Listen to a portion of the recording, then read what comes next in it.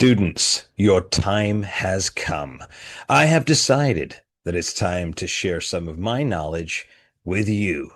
That's right. Do you want to become a true legendary professional wrestling character? Do you want to learn how to project your voice, to enunciate, to come up with the greatest promos that you possibly could? Then you need to join me each and every week for just $50. I am hosting a masterclass on Zoom. That's right. You don't have to travel. You can do it from the comfort of your own home. I will teach you how to become the greatest character you can be. I will help you discover who you truly are. I will help you with taglines, promos, etc., etc. Join me for just $50 a week in a masterclass of wrestling character development. There's a reason they call us the masters of wrestling. Bodacious Suave, I don't know about you, my friend, but whoever that was at the beginning of this podcast advertising that masterclass of wrestling development, I'm signing up myself. I mean, we need more masterclass wrestlers, right? Admittedly, right? Yeah, the indie ranks look pretty grim down there. Grim. I see them they're lurking in the shadows. But nonetheless, aside from our conversation, welcome to what's the name of the? Can we do that again, Bodacious Suave? Can we do that again? We're live, pal. Sorry. Okay. Sorry. All right. Welcome to Masterclass, students. This is going to be another rambunctious ride through the world of professional wrestling, uncensored, unfiltered. So if your feelings get hurt, oh well, such is life. I am the Master Emir. He is the Bodacious Suave, my tag team partner up there in the Great White North. Matthew, how are you doing today, brother? Very good. Is it okay if I steal your pen gimmick for the night? Hey. This is old trademark, pal. All right, hang on. Let me put it away. Before we begin, make sure you join and become a channel member for just the price of a cup of coffee each month. What is $4.99? I'll tell you what it is. It makes you fuel the juggernaut that is the Masters of Wrestling. It also gives you one free comment every single live stream and a shout out every single live stream because we want you to interact with us. We want to propel this episode. We're going to be with you for the next couple of hours talking all things wrestling, revealing truths, terrifying certain people, I'm sure. But Bodacious Suave, we're going to jump right into this because the hot news today is that a gentleman by the name of Hobbs, a man that I encountered last WrestleMania time in Las Vegas, Nevada, is jumping the sinking ship that is AEW. And now we got a new channel member. Wow, right there, right at the top of the hour, right there. These are the type of loyal fans that we enjoy, Bodacious Suave. Thank you so much, Archie Lee. Greatly appreciated. Welcome. Now write us your question. Engage with us in this podcast. That's what it's all about. So, Bodacious Suave, let me get this off the screen. I don't know why it's showing again. Okay, so Bodacious Suave, Hobbs, this big gentleman from AEW has now jumped ship. And doesn't say much about AEW, does it? I mean, they just lost Chris Jericho. They're losing left, right, and center. What do you think of Hobbs? Not much. Much? No, because again, it's all how you're used. Right. I don't think they were doing anything with him. He's got a magnificent physique. Yeah. Nobody should be beating this guy. No, absolutely not. So the thing is, if WWE jumps on it, which I think would be good, just because it brings in a fresh face, fresh talent, fresh new matches. But what are they going to do with him? True. I mean, again, but let's be honest. Now, nice guy. Is he superstar status, in your opinion, Bodacious Suave? That's hard to say. You have to give someone a push and see how they handle it. It's tough to say. You get a lot of people that will say, hey, it's a gamble. You don't know. And then, but based on looks, it could work. But I don't know. It's all, can he connect with the fans? How's his mic skills? That I don't know. I'm not a big AEW watcher, but based on physique. You're not missing anything, Bodacious Suave. With wrestling, I'm not missing anything. Let's be honest. No. With the whole wrestling product, I'm really not missing anything. No, you're not. It's not must see. I am confirming right here, and I hope you're listening, whoever wrote this comment. CM Punk is not a legend. Oh, did you see that comment from some Yeah. It's okay. It's all. I mean, great. If that's your favorite wrestler, good for you. Mm-hmm. Like, there's nothing wrong with that. But you cannot compare CM Punk to Hulk Hogan and Shawn Michaels, Bret Hart, like The Rock. You can't. Not even close. And again, let's rename him. His official new name is the Corporate Man. He's dropped the Punk. He is now the Corporate Man. That's what he does. He's just a corporate man. He's a corporate guy. I think we deliberated on how his character should be restructured, right? He should just come out wearing a shirt and tie and then come to the ring, give all glory to my Uncle Paul, basically fall down in the middle of the ring, bow to him, bow to Dwayne, his old nemesis, and You couldn't do that because, I mean, Rollins did that similar like 10 years ago, right? And then they had Corporate King in the storyline. Yes, so it could work, but I think WWE just has no freaking idea what they're doing. Now, going back to Hobbs, the big man from I was about to say WCW there, AEW. Now, we know AEW is basically a wild, wild west per se. I mean, some of the wrestlers there get away with things that you're not going to be getting away with in the Great White North at World Wrestling Entertainment. Please elaborate.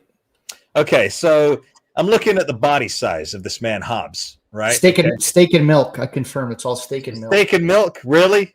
250, 60 plus pounds steak and milk? It works for me. Bodacious Suave. Look at that. Come on, guys. Bodacious Suave, please. This is not the members only section. You must lower the bicep. They have to pay top premium to see a bicep flex. But Hobbs, look at this guy, right? 260. The guy's got to be pushing 30, mid 30s. If someone tells me he's in his 20s, I don't believe he's in his 20s, not at all. But he's a big guy.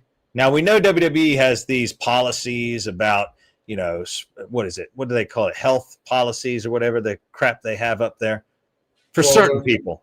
Wellness policy. Wellness policies. They got wellness policies for certain individuals. Now, will Hobbs come into WWE and be able to maintain his size? I mean, I know he's taking some sports supplements. I mean, that's pretty darn sure. Will he be able to do it?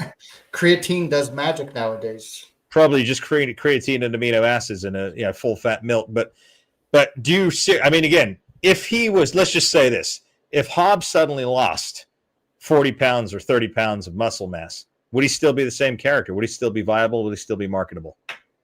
Good question. Damn. I would say yeah. Why not? If CM Punk is 160 pounds, why not? But here's the problem, and I'm going to credit something to my dear friend Chris Masters. I had a conversation with him a while back. The man is a wealth of wisdom now, wealth of knowledge. I've known the man for, over 20 years. Chris was saying, wrestlers that come in and their whole thing is their physique is a problem because one day that physique is not going to be there anymore. One day something will go wrong and they can't maintain this overinflated size. So what happens to, can you imagine? Well, remember what happened to my favorite of all time, the Ultimate Warrior. When he came back in 1992, visibly smaller, deflated from the other Warrior, people didn't know what to make of it, right? Well, because it's like, what? Still looked incredible, but it wasn't 1989 Warrior. Correct. It wasn't. When Hogan lost tons of size in 1993, he must have lost 40 pounds, 50 pounds. It's not the same Hulk Hogan. But then again, they were superstars. Hobbs is not a superstar. So he's built his entire resume on this mass monster physique. If he suddenly lost it at this stage in the game, I think it'd be lights out. No, I don't think so, and I'll tell you why. WWE might tell him to lose the weight. For what purpose? Do they want him to? I mean, what role would they give him there?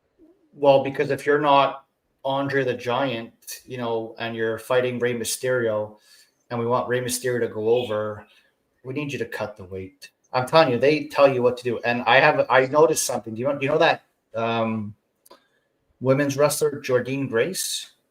Is this the woman who's got a very muscular physique?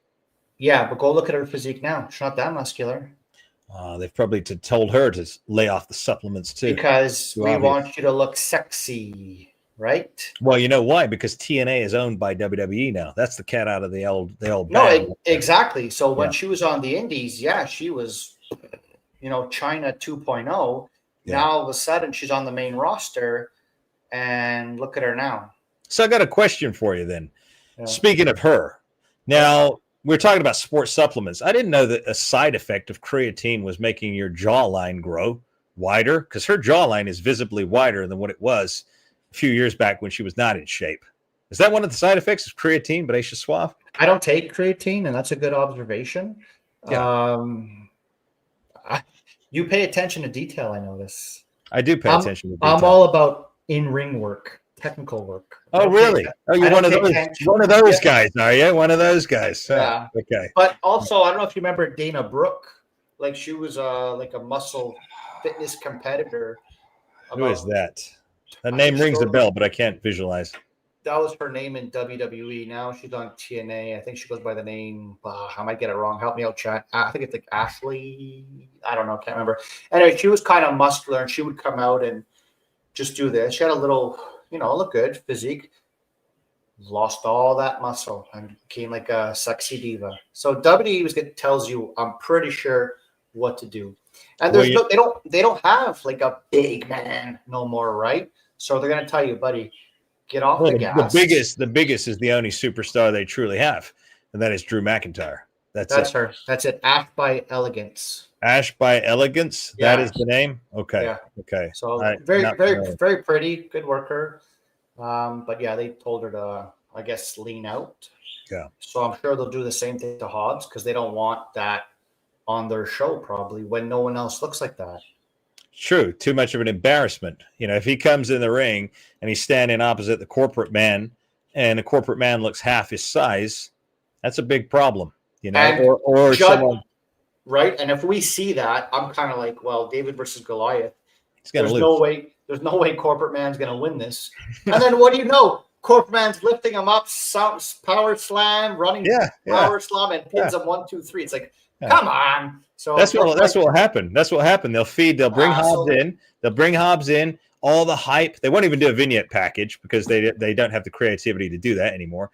But he'll just walk in an event. He'll challenge the corporate man, just like Braun Breaker, and boom, corporate man will beat him 1, 2, 3, and then he'll be back down. He'll be back down sailing at the NXT headquarters. Yeah, I think it would be foolish to put him on the NXT roster. Oh my gosh, Bodacious Suave. They won't. They won't. But I don't think they would. Bodacious One. They need some fresh storyline, something, man. Bodacious One. Have you seen NXT roster? I sent you a video the other day. I don't want to talk. I don't.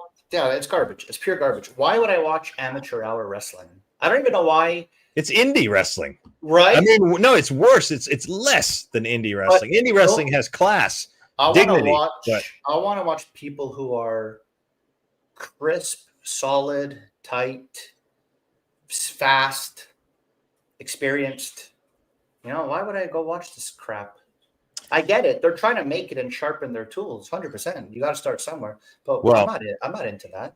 Well, I'm going to tell you something right now, because I happen to see a segment on NXT that literally made me want to vomit, and I don't vomit. Okay, this was like repulsive to me. He's lying, guys. He's lying. I trained with him at a gym one time. I made him do leg press. Yeah, we were doing 1,500 pounds nonetheless, but and you tapped out at 1,100 pounds and ran to the bathroom and threw up and came back and said, Bodacious, I'm so sorry, man. You're killing me here. Tell them that story. Why don't you? You know what? Most people would crumble under 600 pounds. 400 pounds, Bodacious Suave. We were doing almost 1,500 pounds. Yeah. With one leg. With one leg. Exactly. With one leg. Nonetheless, going back to these AEW trifecta of morons is what they were. I was switching. I saw I saw a couple of feeds come up with NXT, which goes into something that I truly believe, that they don't care about NXT anymore because they're getting ready for the sale to the Saudis. That's happening. They're not going to have a development territory anymore. Nonetheless, there were 3 goofballs. They must have looked like they were about 17 or 18 years of age. Probably $155 soaking wet, each one of them. The most ridiculous, typical non-eventful hairstyles, and they're cutting the most asinine promo backstage. And anyway, they're talking about how now they got a contract, they're going to get hot chicks. What a bunch of morons. So I want to say, when I was writing in Hollywood, and I wrote also some stuff in the UK. So when I was writing, people would always tell you as a writer, you always write people that are older than your audience, right? Because your audience wants to look up. So they want to become you. That's why the original James Bond movies with Roger Moore and Sean Connery, the guys were more mature because it was the younger guys who wanted to be like them when they grew up. So, for example, if you're writing a kid's show, right, and you want the guys to be, if you're writing for teenagers, if you're writing for 14-year-olds, then your characters, you want them to be in their early 20s or late 20s. You want them to look up, right? You want them to look up. So I'm thinking, is NXT, considering they're parading around these guys that look like they're teenagers, sound like they're a bunch of idiot. Anyway, teenagers, that means your audience, what, you're catering to little kids that are like 8? Is that the NXT audience? Is that what it is, Bodacious Suave? Well, I think just WWE in general caters to a kid's audience. So they're going backwards, right? Yeah. They're not catering to kids. This is the disconnect. They're not connecting. They're not advertising to kids. They're trying to advertise for this different demographic, but they're missing the mark. It's like Shawn Michaels is getting together with Dwayne's daughter, and they're doing these stupid little sketches now where they're, I don't know. I mean, it's an embarrassment. To me, it looks like Shawn Michaels has totally given up on the entire wrestling industry, and he's just collecting a paycheck and milking it for all it's worth before they sell to the Saudis. That's what it looks like to me. Some of this stuff, Bodacious Suave, is absolutely ridiculous. That's why I don't watch it. Well, like I said before, you're not missing anything. But I think good response on Hobbs there. And viewers, students, write us your comments. Accompany them with a super chat. If you want to get involved in this conversation, if you want us to bring your name on the screen, you want us to talk about your particular question, you need to hit a super chat or join and become a channel member. It's just $4.99 a month. That's the price of a Starbucks cup of coffee. That's all it is. That will give you a free shout out every single episode. It'll give you a free question answer on every single live. So what are you waiting for? Fuel the juggernaut that is the only truth professional wrestling podcast, the Masters of Wrestling. So what else have we got other than this big news that the sinking ship of AEW just took another huge hole and it's going down faster than the Titanic now? Does it really matter though? Powerhouse Hobbs? I'm kind of like, really? That's the breaking news?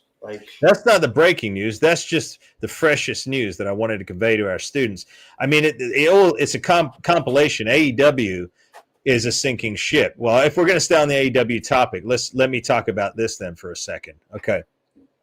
The viewership for AEW Dynamite was not just a fluke that it was the worst in history on New Year's Eve. They repeated it again last week.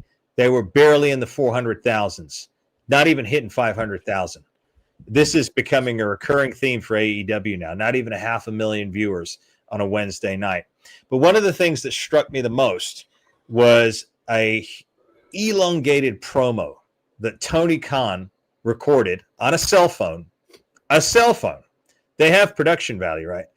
In one of the locker rooms where he's putting over match after match, saying it's going to be the most exciting thing, the most exciting thing, the most exciting thing. And then there's 2 wrestlers in there who legitimately, Bodacious Suave, look like they just got out of bed. They don't have any superstar it factor whatsoever. These guys are atrocious. Now, this is primetime TV. Who is Tony Khan just free-falling? Does nobody tell him that his segments and his content are just so out of touch? Did you see this segment? Did you see it anywhere? Again, no interest. Very possible. I think when you have so much money, you don't care. Right. I'm guessing. I can't relate to that, just like they can't relate to us, right? Right. But the point you just brought up, I asked the same thing. Does anybody have the balls to tell Triple H, hey, our show sucks here? Mm-hmm. Yeah. It does. And I'm sorry to say, both companies suck. It's just that WWE has so much money. Yeah, they do. It's coming in from the oil fields and they have the best of everything, the best writers, they like top lawyers. Wait a minute, Bodacious Suave. Did you just say the best writers? Well, and look serious while you said that? Well, no, what I was trying to say is top value writers. Like they're gonna go to yeah, absolutely. They're gonna find a writer who's apparently worth X amount of money, but has no friggin' idea of what he's doing in wrestling. He should be an intern writer for a company. You know, they got the best lawyer, they got the best with no pay. With no pay. Yeah. Yeah, right. But WWE, I think AEW maybe doesn't have that, and they're surviving off Tony Khan's, like soccer team maybe, and Jacksonville Jaguars merchandise, etc., and a TV deal, and who knows who he's friends with too. And like I said, it's all tax credit. I don't know. They're still surviving. For now, they have a contract. I want to give a shout out to our man, the Fixer himself, former NXT superstar Martin Stone, formerly known as Danny Burch. He's in the chat. He's watching us live right now. What is up, my good man? This man is fixing things out there while we're here. He's taking care of trash out there, fixing the world for us. So one jabroni at a time.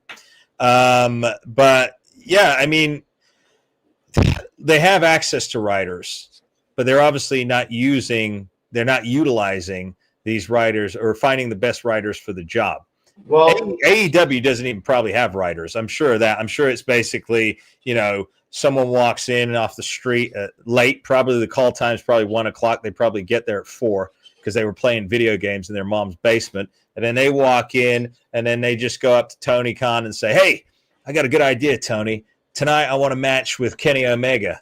And Tony Khan's like, Kenny Omega's been on the injured list. "Oh, that's right, Tony. Well, just let me have a match against John Moxley." "Sure, no problem." That's the extent of their creative that's their brainstorming right there. Yeah, I don't think you're wrong. And that's the thing with WWE is they run such a tight ship, right? Like leadership. Yeah. Like say an asshole boss, like if you're late, you're getting fined $500. Where AEW, it's like, "Oh, you made it. Okay, hurry up." So they just don't take it seriously. And I think they're all just in that organization for a paycheck. Now, if it's not like they lost Hobbs, his contract ran out. So AEW just doesn't maybe see value in him. So it's good for WWE to pick him up. But this happens. WWE is going to drop someone soon, free agent, have the 90-day no-compete clause, and then AEW might pick them up. Yeah. Right? Yeah. It's just right now it's going the other way. It looks like someone will be going to WWE. But again, if W is not going to use them, then it's like no gain, really. You know what the issue is this, though? Like back in the day, right, when wrestling was great across the board, everywhere. When somebody defected from WWF to WCW or vice versa, it meant something. Yeah. It meant something. It was must-see TV. Oh, X-Pac just showed up from WCW, and now he's trashing Eric Bischoff and talking about Kevin Nash and Scott Hall. Lex Luger shows up the night after SummerSlam on Nitro. That's the first Nitro, I believe. In fact, that was must-see TV. Now you get a guy like Andrade who's bouncing between WWE and AEW just because he can't get his sports supplements in WWE. They're barring him from, he wanted to get some supplements from across the border, south of the border, and they weren't having that. So he wanted to go back to AEW to have that freedom. And now he's back. But does it matter? No, it doesn't even matter. Since we're talking about Hobbs, like nothing against the guy at all. I mean, the guy's making huge money. He's made it to a big company. But I'm just saying, if he shows up to WWE, is he going to get that reaction like you just said, X-Pac and Lex Luger? Because most people don't even know who he is. That's the problem. And like we all talk with all of us, Roma, Mancini. If you're not on TV, where do you get your exposure? So when you show up on another TV show 6 months later, nobody gives a shit. Exactly. By the way, the Fixer, our dear friend Martin Stone, has informed us right here that Drake Maverick, this is a laugh, Rockstar Spud is a writer for WWE. You know who this guy is? Well, he told us who another writer was. Who was that, Bodacious Suave? I don't know if I should say the name. Somebody's son. Don't say the name, actually, because that may get us in. Again, I don't care about the other company, but I'm just saying, I don't want to betray the Fixer here. So you keep that hush hush. You know what I'm talking about, though? You remember now? You recall? I think I recall. Yeah, but Vince always wanted that. He didn't want writers, and Martin might know more than me, but from what I was told, Vince never wanted writers that knew wrestling.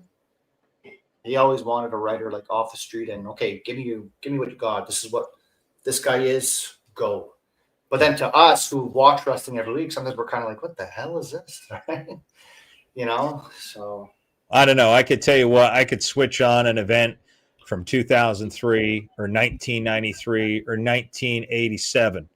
And it stands the test of time. You can put it against any pay-per-view. What the heck do they call them now? PLEs. It's the most ridiculous thing I've ever heard.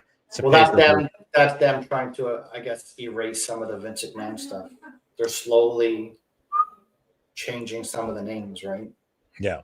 Well, they erased everything that he's done. I mean, look at the ring. Look at the disastrous ring. I mean, it's loitered with sponsorships. That's all the ring. It looks like a boxing ring right now. Oh, it doesn't look like a wrestling ring. It's all about the money. And we're going to get to the money here. If you want to go into that segment, actually, no, let's go into other things because my stuff kind of follows. Okay. All right. We'll do that. But before we do that, Bodacious Suave, make sure you use a super chat. Jump into the conversation. We want to hear from you.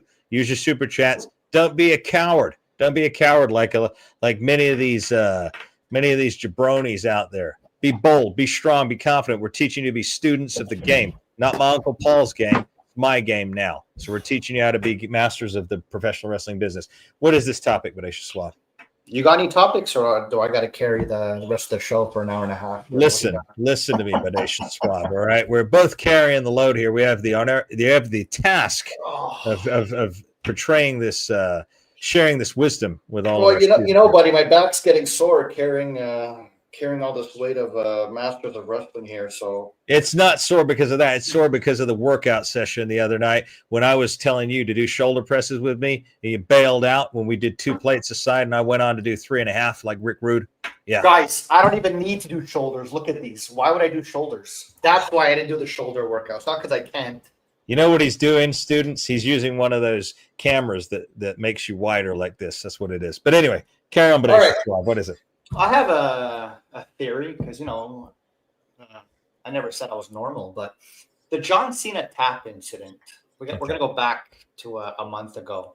Okay. I thought of it today, and I'm like, you hear a lot of wrestlers say their biggest fear when they leave is, man, will I be remembered? Right. And I understand that, getting written off TV and your TV career is over. Like, how do I stay relevant? Right? You're on top of the world for 20 years. Yeah.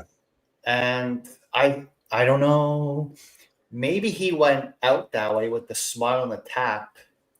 One, we're still talking about it. Yeah. That's a way to be remembered. Very true. It is a good way to be remembered. That's how maybe smart he is. And be okay, this is it for me. So let me get people talking about me for the next 100 years. Very true. That's a very good. That's a masterful thought that you have. Well, like I said, I'm the real master here. Yeah, that listen to him, students. Like I said, every master has a servant. Okay. We had to get lawyers involved on the master name, and I was kind enough because I'm Canadian, and us in Canada we're known to be gentlemen's. Yeah. And I said, you know what, Amir, I'm bigger than you. I'm stronger than you. I'm better looking than you. Really? Okay, I'll give you the name and I'll go with the bodacious one, right? Listen. You remember that meeting we had and Mancini signed the paper? Listen, Bodacious Suave, I remind you of that manor house I have over there in the old country, all right? That's where, my family lineage, Uncle Paul, he turned his back on our family lineage. I'm the one upholding it for now and the future, for future generations. I'm going to rewrite what he has failed to write right now in current TV product. But I like what you said about John Cena. Before we go any further, I do want to make a statement about John. Because as you know, One of the things that is my pet peeves are people in the public eye that do not become role models. They don't go out and do things for the communities. They don't focus on children. They cuss in public. They're degenerates. Even in their promos, they cuss. They're just foul-mouthed lowlifes, right? They don't portray themselves to be, role models. Again, I'm not saying that people who cuss are lowlifes. That's not what I'm saying, all right? Don't get triggered out there. What I'm saying is when you're in the public forum, you have a duty, especially when there are children watching what you're doing. You have a duty to be a role model and a hero to them. And that's one of the things I see lacking in professional wrestling right now. Instead of these guys, playing video games on Twitch and acting like 16-year-olds when they're really like 40 or 45 years of age, they need to get off their asses, get out of their mom's basement, go and do some community events, work with kids, inspire kids, go and help kids with special needs, and bring that generation up. And that's one thing that our good old pal, the Doctor of Thugonomics, Johnny C., did a lot. So I got a lot of respect for John Cena for that. And again, it's just a sad thing. He had a bunch of crappy writers writing his last year of wrestling.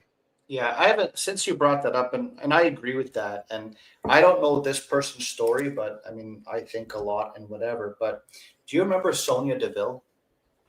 Yes, I do. Yes, I do. She's a gay athlete and whatever.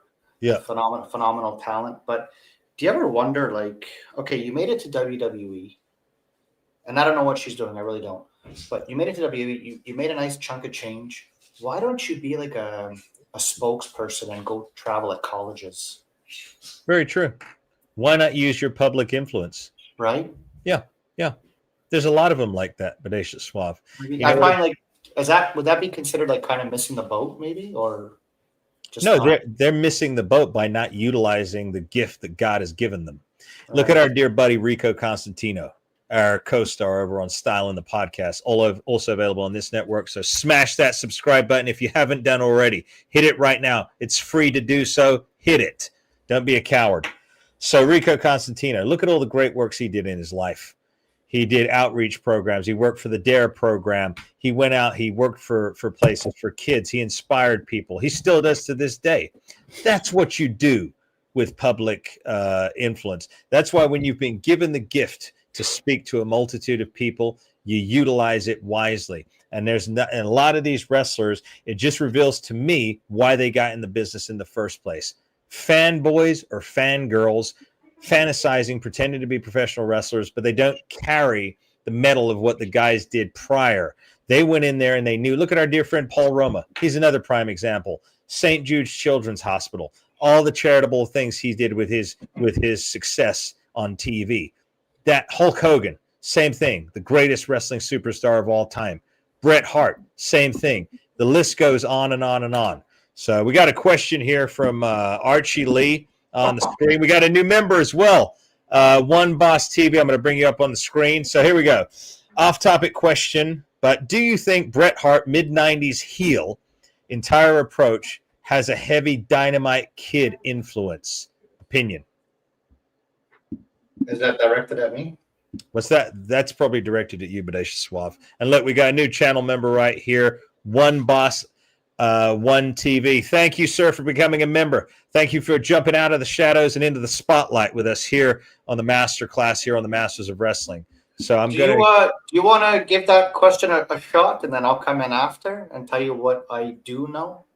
Give me a second here. I've got to get this off the screen here for us, and then we get back to it. So let me reiterate that question. Okay, off-topic question, but do you think Bret Hart, mid-90s heel, entire approach has a heavy Dynamite Kid influence? Opinion. I wouldn't say so, me personally. I wouldn't say it's a Dynamite Kid influence, in my opinion. I don't know. Two different personalities, one, and Bret's heel was not his choice. It was directed at the Canada versus US. Yeah. Right? And he wasn't forced, but he was urged to say the things he did. And some things with Shawn Michaels, for example, was spoken about between the two parties, Bret and Shawn. Mm-hmm. But Bret never attacked Shawn Hickenbottom. he would attack the Shawn Michaels character. I like the way you said. I like how you said that, Bodacious. But that's what it was. It was just to remind everybody, his name is Michael. But you notice his name is Hickenbottom. Bottom. Yeah, well, that's all I'm going to say. But anyway, continue. Yeah, so it would be like, hey, Shawn, is it okay if I hit you with this? Posing for Playgirl. He did pose for Playgirl. Hey, it's fact. Right? Yeah. And then Shawn Michaels, like, whoa, it bothered him. And then the sunny days. And it's like, whoa, now you're attacking my family here. And I got to explain that to my wife. Didn't Shawn or old Mikey Hickenbottom, didn't he start crying after that particular incident? Because he was a bit of a crybaby. Remember when he lost his smile and started crying? Yeah, he was a bit of a cry. Didn't he cry and say Bret Hart was according to not a bully, but I think from what I was told, they said, hey, is it okay if I hit you with this? And they both, yeah, it's okay. Hit me with this, it's all good. And then when Bret would come back from the promo, Shawn Michaels was like completely like he got shot to the heart, like, oh. And then Shawn would respond with some things, and it was okay. I guess you could say he was heartbroken. Hey, he went into was, but like example, saying Stu Hart's dead. Yeah. Like Bret's like, well, wait a minute, that's my dad, and my dad's still alive. Yeah, that's sunny days. Well, wait a minute, you're the one fooling around with Sunny, not me. And now I got to go and explain that to my wife, and you just caused a big problem. Yeah. No. And then that's where things started to go wrong between them. But no, I don't think it had anything to do with Dynamite. Dynamite was gone a lot of years prior to that. We got a question here from our new channel member. Celebrations. You can become a channel member for just $4.99 a month. It's the price of a cup of coffee, guys. A cup of coffee. You spend that at Starbucks. One time a month, $4.99. You get a question on every single live stream. We give you a shout out, just like this good man right here, or woman, we're not sure, from One Boss, One TV, which I thought was ITV, which is a British channel in the UK. Big fan of the show, guys. Love the honesty. Thank you very much. We appreciate you. We love you. Thank you for that. I'm a new member to the channel, but loving the show. My question to you guys is, what's your favorite Royal Rumble and why? Personally, 1992. Okay, hang on. One Boss, can you just write another one? And I just want to know why 1992 was your favorite, because I'm curious, and I'll tell you why. What was mine and why? Okay. And then, okay, Master Amir, please go first. That's correct, Master, and you can't get higher than Master. That's the bottom line, right? You've reached the peak of Mount Everest. Well, I mean, it's pretty high, but I mean, it's just below Bodacious. I guess you could say I smashed through a glass ceiling. Yeah, Mr. Paul London. But nonetheless, coming back, I digress from that. Royal Rumble. This is a tough one because, in fact, the Royal Rumble 90, 91, and 92 were darn near perfect. All three of them. However, I would have to say 1992, we'd gone into that era where guys were starting to deflate, and guys like Warrior were gone. Savage wasn't at his peak anymore. So I'm going to go with 1990, and I'm going to tell you why. I'm going to tell you why Royal Rumble 1990. Of course, everybody knows my favorite was the Ultimate Warrior. I could stop right there, but I will continue. You had a great commentary team too. Jesse the Body Ventura, Tony Schiavone. It was a great combination at the time. It was a beautiful arena. I loved the setting of it. I loved the build-up between Hogan and Warrior right in the middle of the ring, setting up WrestleMania 6, that tension. But also you had a proverbial list of who's who in that Royal Rumble. Rick the Model Martel, the Rockers, the Barbarian, Ravishing Rick Rude was in the greatest shape of all time in 1990, at the beginning of 1990. You had so many, our dear friends, the Bushwhackers, Luke the Bushwhacker, who will be here next week, ladies and gentlemen. He had to cancel today. He had another situation come up. But for me, hey, see that? Someone called me Emperor right there in the chat right there. I think I like this guy, Steve. Yeah, he called me Emperor. But anyway, nonetheless, yeah. Now, okay, One Boss, One TV has just emailed us, sent us another message right here, and we will show it on the screen because he is a channel member. Okay, that's what he gets. Heenan on commentary, the star power, just everything. Laugh out loud. That's his reasoning for 1992 being the best. So what do you say, Bodacious Suave? You're done talking now? I'm done talking right now. Favorite? I really like the old school Royal Rumbles, like 90, 91, 92. The matches I like, not the Royal Rumble. Because for me, okay, Hogan, I was never a Hogan fan. But yes, Royal Rumbles are always interesting. But my favorite might be 94. It's so stupid. You guys really? 94? Well, you guys already know. Like, come on. This is because of Owen and Brett. Yeah, like Brett, with the leg, and you're like, oh, there's no chance he's going to win it. And then do you remember that promo? Do you remember that promo when Owen said, "That's why I kicked your leg out of your leg"? Yeah, you can get Jason. Jason will do it for you. He does it really well. But just like the ending with him and Luger going over at the exact same time, not knowing who won. Yeah. Brett was always my favorite. And in 1994, I was 6 years old, and it was like, my hero won. Yeah. That might be my favorite. 97 always stuck with me because I was 9 at the time, and Brett got screwed, and I was so mad. I hated Stone Cold. I remember almost crying. I'm like, but he won. There's a replay because Stone Cold cheated, right? Yeah. And I took it to heart. I'm like, and then Bret Hart was kind of that baby starting. He's always complaining, and I would go to school defending, and I'm like, no. And, and I was a Stone Cold fan, but that was magic. It made me feel a certain way. So those are probably my 2 favorites. Anything with the Harts involved, obviously.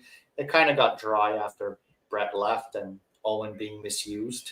Yeah. But I will give a shout out to Paul London because he does have the best ever move in a Royal Rumble history. So I'll give a shout out to that. He does have the best move. I'll have to discuss that with him over the weekend. Remind him of that, in fact, Bodacious Suave. But it's Royal Rumble season, and he says it every year. People always come to me with that because he got in trouble for that. I don't know if you know. Yeah, I think you told me about something he got in trouble. He got in trouble, but when you look nowadays with Kofi Kingston and Naomi, they do the same thing. Like they land on their headstands and got to jump the shark and walk across the what's it called? The fans, the stupid guardrail. The guardrail, then jump over into the ring, and everyone's like, ah! But Paul London friggin' got heat and in trouble for that. He's an originator. That's what happens when you're overtly talented like he is, like our dear friend, Mr. London. But Royal Rumbles, man. I mean, you just took me down memory lane. Thank you, One Boss, One TV. That is fantastic for putting us back in Royal Rumble season. Hey, somebody had to do it because WWE is certainly not promoting Royal Rumble. So I'll give a match that I enjoy watching, the Fabulous Rougeau brothers coming out in Royal Rumble with their little flag. Against the Bushwhackers? Yeah. Or even the new foundation, Owen Hart and Jim the Anvil against the Orient Express. Oh man, one of the best theme songs of all time, the Orient Express. Right? Yeah. And it's these were magic matches. The talent, Pat Tanaka. Yes, our dear friend who will be back on the podcast with us live soon, Pat Tanaka, one half of the Orient Express. Owen Hart, come on, this is just magic. There was some athleticism in that match. So yeah, old school Royal Rumble matches I enjoy, and I'm going to go with 94, 97 because Bret Hart had a big part, and it made me feel like a champion. I was rallying behind my guy. 94 is so strange because, just before we go into other topics, ladies and gentlemen, 94 was such a strange year because 93 saw a big drop-off in attendance and fans in the WWF. Is that the year you failed your high school? 94? No, I was in high school many, many years after that, Bodacious Suave. I was a little child when I was watching Royal Rumble 1994. But I do recall it. And I do remember the big, the Diesel clearing house, Kevin Nash. I remember that was an interesting thing that took place there. But again, you can't compare. Even the Royal Rumble 94, as much as we thought wrestling had dipped in 94 and 95, those Royal Rumbles are head and shoulders, especially after last year's absolute joke of a Royal Rumble. Because remember the that little punk, Show Speed. My Uncle Paul sent him to the ring. I text my Uncle Paul that same night, right? And I said to him, listen, what the heck are you doing with this guy, man? This guy's not a wrestler. He's like $125. He's like, I don't know. I mean, he's just I don't know what he is. He's like a little gremlin. So I'm glad Braun Breaker snapped him in half. broke him in half when he got in that ring. He deserved it, little punk. But anyway, that's all I got to say about that. No, I agree with you. If you didn't pay your dues and you get in a wrestling ring, hey, it's at your own risk. You think this is fake? I'll show you. He's not even a wrestling fan, Bodacious Suave. He's a soccer fan. So why isn't he doing this in a soccer game? Because they've got more common sense. They're not going to let a little twerp like that come into a soccer game. Matt Bannister, how you doing? Hey, Matt Bannister. Salut! Le Maître Emile, Bodacious Suave, for our French contingent there. Matt, are you French? Si vous êtes français, s'il vous plaît, laisse un message en français. I'm educating you guys even in the French language now. It's another. Look at that. Master of all languages. Yeah, yes, I know. Yes, exactly. You got some talent, I see. Yeah, guten Tag for all our German contingent out there as well, Okay, I got we can have a debate here. Mm-hmm. I had a discussion with someone in Calgary. Uh-huh. Who legit to you was the toughest SOB? The talks are Haku. 100% Haku is great man. Probably, I mean, it's all a matter of opinion, right? But I might surprise you with a name here. Okay. But if you had to who would be your top three? Okay, you have no chance. You have no top three toughest guys. Now, only because I was talking about this with our dear friend, the Fixer, former NXT superstar Martin Stone, who is in the chat right now. Ladies and gentlemen, finding me is in that chat. The former Danny Burch NXT Tag Team Champion. He's in our chat right now. He's an extended member of the family here on the Masters of Wrestling. And also, he and I are going to be doing some things together in the world of professional wrestling. But that, I'm just putting that aside, right? Just saying that. But we were talking about Ravishing Rick Rude, one of the greatest performers in wrestling history, about the sheer strength of that man in those old school promos where we found he was shoulder pressing 315 pounds, standing up and cutting a promo at the same time. With his eyes crossed? With his eyes crossed because of the pain. So anyway, I would say Rick Rude, 100%. I've heard stories about him being one tough SOB. I definitely put him in there. I would probably put, trying to think who else I'd put in there as real tough guys. Real tough guys. Like you don't want to be messing with these guys at a bar. Like you would never want to mess with them at a bar. Probably someone who has no. You know what I would say actually? Not that he was probably a bad guy, a vicious guy, but I would be afraid of someone who doesn't give a shit about their own body. Like Mick Foley, who's now been ejected from the WWE because, well, he ejected himself because he doesn't agree with WWE because, WWE has ties to the Trump administration. They are a conservative company, and Mick Foley doesn't want to be a part of it. Again, it's just business, personal choice. But nonetheless, I'd be afraid of someone like that because at the end of the day, he's willing to lose an ear, lose his teeth, break his body in half. Yeah, but do you think I wouldn't want to fight someone like that. That would be a nutcase. You think he has the capability of just giving you $1 and smashing your face? Well, that's what I'm talking about. Like a guy who can literally kill you. Hawk from the Legion of Doom. Hawk, for sure. And then Haku. Be Haku, Hawk, or Haku, Barbarian, and Rick Rude. Okay, so I agree with you on the last two, and I'll give you a surprise name. Okay, go ahead. Earthquake. Damn, yeah, he could inflict some damage. Yeah. He was a former sumo man, too. Undefeated sumo wrestler and undefeated amateur wrestler, and he had a temper. Yeah. And 400 pounds, there's no way you're getting this guy down. No, there's no way. That's true. So, I heard it was just a conversation that Earthquake could have taken out Haku and Brock Lesnar, no problem. Damn, yeah. It's funny we'll never know, and it's all opinion, right? Yeah. But I think Earthquake should just get some recognition. Of course, the Fixer just said Rick Rude was an arm wrestling champion as well, and a bouncer in the roughest bar in Minnesota. Don't forget that. That's true. So I think we got Steve Blackman in the chat, it looks like here. I've been watching the identity of this guy right here. He comes in our chat often. I believe I believe you're a subscriber. If you're not already, if you're new to the channel, smash that subscribe button right now. Hit the like, share it with your friends and family. And hey, hit that join button. It's just $4.99 a month, the price of a cup of coffee. It'll get you a free shout out. It'll get your question on the screen every single time we go live. We'll discuss it with you. We'll be part of the family. Again, become a master of wrestling. Join us here. And if you do have a question, if you're not going to join, hit that super chat, and then we'll bring your question on the screen, and we'll get to it. Mike Blakesley, another one of our members, says Ken Shamrock. He was another tough guy. Oh, Kenny Shamrock. I don't see anybody taking down Earthquake. No chance. And he had that shoot fight in Japan. The size alone, the girth of this man. Are you crazy? There's no chance. So I'm going to be like, I thought about it. I'm like, you know what? I think Earthquake, he can flip a car over, like, no problem. Yeah. Aku and Barbarian, I heard, were real tough, but I might have to give Earthquake, also because he's Canadian, maybe just a one-up. Mind you, I think Andre the Giant could have crushed your face with his bare hands. Yeah. If he wanted to. If he wanted to, but I mean, I don't think he had a bad bone in his body where to get mean and really fight. Like, he wasn't that. Earthquake had a real bad temper, but he found God and was better, but he was like really easy. Praise God, praise Jesus Christ in his early days. It would, if he had a bad day or crabby, it would be really easy to get him going and don't piss him off. And you've just taken us down a trip down memory lane. Thank you so much for this question to take us back to the good old days of professional wrestling. It's like, if we had something good we have good things to report on Bodacious Suave. Sometimes there are good things that happen in the news currently in wrestling. Let's face it, it's few and far between.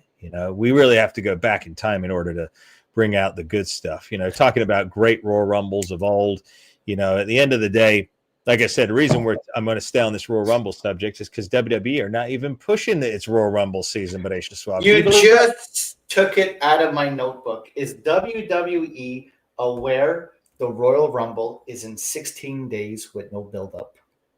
Don't even know who's in it. Well, they always announce that last minute, but we kind of know who's in it, right? You know what I think that's the dumbest thing, Bodacious Suave? Do you remember when Mean Gene used to come on with the update, or Sean Mooney, who's going to be appearing on this network soon? Sean Mooney, great former WWE announcer. I've been in communication with him the last couple of weeks. But they would do the event center or update weeks in advance for the Royal Rumble. And you'd get the screen shot where they show you the face, and then that person would cut a promo, and you'd hype up the build. I don't care. Why would I want it? First of all, why would I pay good money to watch a show? I don't even know what the heck the match card is. I don't know who's in the Royal Rumble. Why would I even pay money to watch it when I don't know what the heck At least if I'm going to subscribe to Netflix, because I know the finale of Stranger Things is coming out, I know what to expect. But what are you going to expect from this year's Royal Rumble? Stay tuned. A lot of surprises, like your Uncle Paul says. A lot of surprises, my foot. Uncle Paul's not really in control of that company. I've said this before. I don't know. I'd like to know who's running this crap, because it's pretty disgusting. Hollywood is running it. Hollywood and Netflix. Anybody who's a sponsor. Oh, who's probably running this? It's probably Logan Paul. No. Logan Paul, he brings in hold on a minute here. This is a guy who's got in trouble recently for potential, again, this video is made for entertainment purposes only, for potential legal problems, which involved like a card and then some, ripping people off and then keeping the card, keeping money. But he's got all these sponsorship deals that he's brought to WWE, like that Prime drink, right? So again, when you bring this, he who has the gold has the power, right? So he's bringing these sponsorship deals. Wouldn't surprise me if that Punk has got some say-so in the WWE. Wouldn't surprise me. He can't even spell WWE. I tell you what, he can spell Disney, because wasn't he a Disney star at one time? Him and his little brother, Disney star. I heard he didn't know what a shoot was. He didn't know what a shoot was? No. Wow. And he's in WWE on their pay-per-views. Unfortunately, yes. Wearing sunglasses. What is his character, by the way, Bodacious Suave? He wears a headband, does he not? Does he think he's a Power Ranger or ninja or something? Could be. I don't know. I don't know the guy. I don't care. Yeah, I don't care either. I'm just deliberating here. What do you think he is? Viewers, what do you think Logan Paul's character is? Well, we're on the subject of character. Yeah, exactly. What do you think his character is? Tell us. What's his character? There is no character. It's just I'm this mean, tough guy making tons of money, and I'm the man, and I'm on top of the world, and I have my own podcast. Look how much money I have. Right. Another thing that pissed me off with this clown, when his brother fought that boxing match there against Anthony Joshua. Oh, when he got annihilated? Yeah. He was, I forget what round it was. It was like in between rounds, and he was like trash talking Anthony Joshua. Mm-hmm. Like, you suck. You've lost every round so far. Blah, blah, blah. And I thought to myself, and I'm like, wait a minute. WWE, this is what you want? This is your guy? This is what's being advertised around the world, and this is your guy talking shit? His brother was obviously getting smashed the whole fight. Right. And here he is trash talking Anthony Joshua. It's like, get the F out of here, man. That's what I'm talking about. See, it's all about the money. Exactly. So basically, if you're watching this channel right now and you happen to be sitting on millions of dollars, because we may have someone out there like that who may be as affluent as we are, Bodacious Suave. But like you may be sitting on millions of dollars, billions of dollars. You may have a huge companies around the world. You could buy your way into WWE. You could buy your way in. That's all you got to do. Go to a mixer, a WWE mixer. Get yourself invited as an extra, right? Make sure you don't go more than once, because if you go more than once, that means they don't really want you, because they call you back if they really want you. Go be an extra. Go to the mixer. Go to the after party. Just tell them what your bank account looks like. Heck, if you got that much money, buy yourself a bunch of followers. Just say, hey, I got 500 million followers. 500 million followers. They'll give you a contract. They'll put you on TV next week. You'll be the world champion. There you go. This is what the problem is, Bodacious Suave. The guys are not brought in on sheer talent and passion. They're brought in on sponsorships, social media clips, which is random, by the way, because, they could say, oh, this clip got 500 million views, but did they watch it all the way to the end?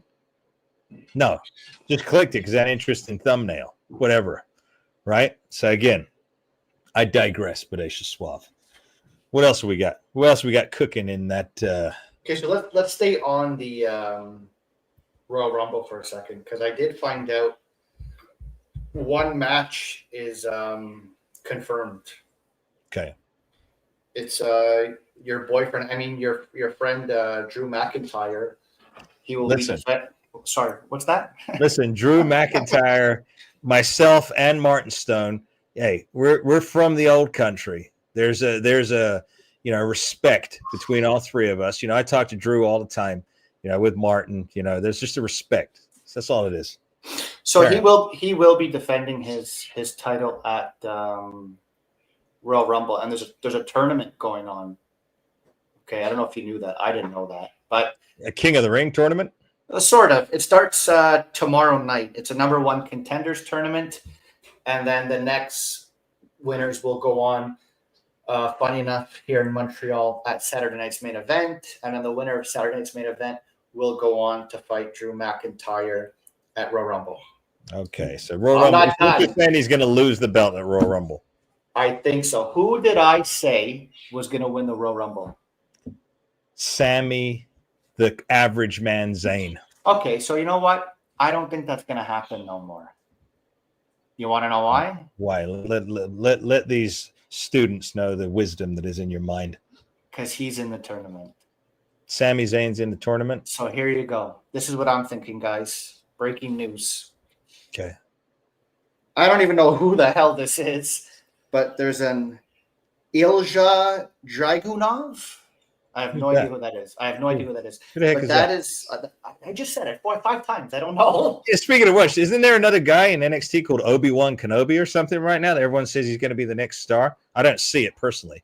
Obi-Wan? I don't know. Anyway, continue as you're saying. Whatever. So real fast, it's Randy Orton versus The Miz, Matt Cardona versus Trick Williams, Damian Priest versus Solo Sikoa, and Sami Zayn versus Ilja Dragunov. Okay? These are the matches. Okay. So I predict Sami Zayn to win that match. And then he will have a match next week in Montreal. Who has ties to Montreal? Sami Zayn. Zayn. Yep. So he will win in Montreal, go off to Saudi Arabia, And who has ties to Saudi Arabia? Sami Zayn. And there's your new champion. That is pathetic. But Aisha Swaf, if you have now willed that into existence, you and I are going to have a throwdown in the center of the ring, because you shouldn't even say that out loud, because, eyes and ears. I don't want you feeding them information to actually make that happen, because if Sami Zayn becomes the world heavyweight champion, I mean, we're out of business. you can kiss WWE goodbye. That's it. It's all over. It's done. Well, hang on. I agree with you, but we all know belts mean nothing, right? Belts do, but it's the notoriety. It's what the company's saying about you. It's basically saying, look, if you don't wash your hair, if you don't cut your hair, if you don't shave your beard, if you have a ridiculous in-ring gear, then you should be the world champion. It's basically what that says. Okay, so here's what I predict, because they did this with Zack Ryder like 10 years ago. That guy is back. Did he get suckered back into WWE? I don't know if he got suckered back or kissed. I'm sure he did. I have no idea. I'm sure he got suckered back, because last.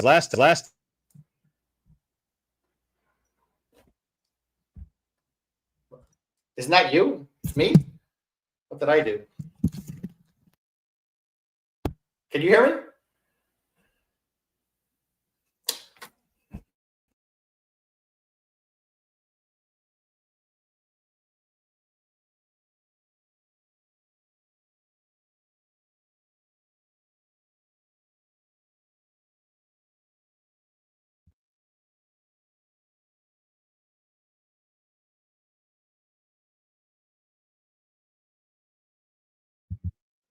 Can you hear me? On you, it says mute.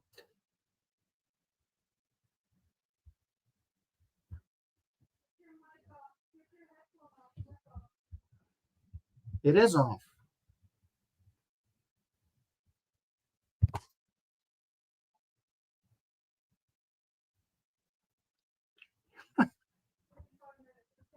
It's you the problem? What kind of show is this?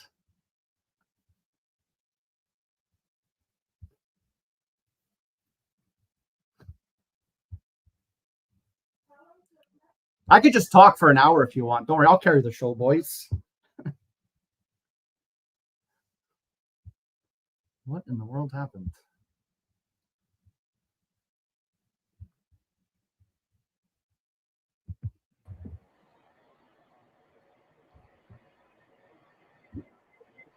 All right, can you hear me?